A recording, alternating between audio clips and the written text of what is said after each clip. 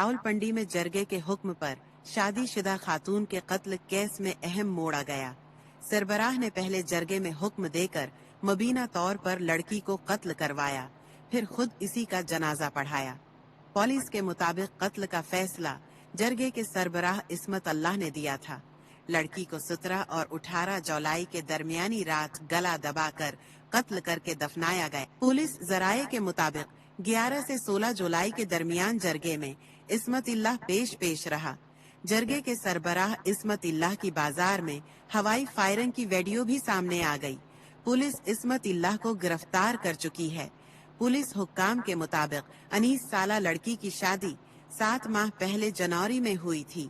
मकतूला के शौहर जिया रहमान ने कत्ल के 4 दिन बाद 31 जुलाई को FIR भी दर्ज करवा। गुज़िश्ता रोज पुलिस ने मकतूला के खावंद की मुद्दियत में दर्ज मुकदमे में मजीद 4 दफात शामिल कर लें। मकतूला के कत्ल के हवाले से इजाफी दफात पर मुश्तमिल FIR सामने आ गई। मुकदमे में कत्ल, सहूलतकारी और शवाहिद छपाने की दफात शामिल की गई हैं।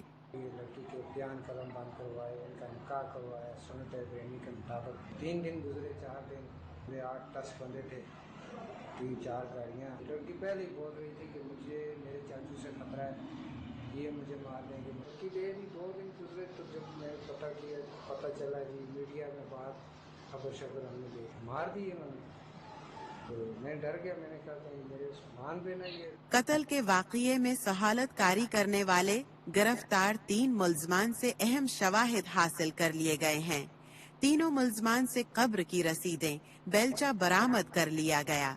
ये सब चीजें गौरकन, सेक्रेटरी कब्रिस्तान और रक्षा ड्राइवर की निशानदही पर बरामद की गईं।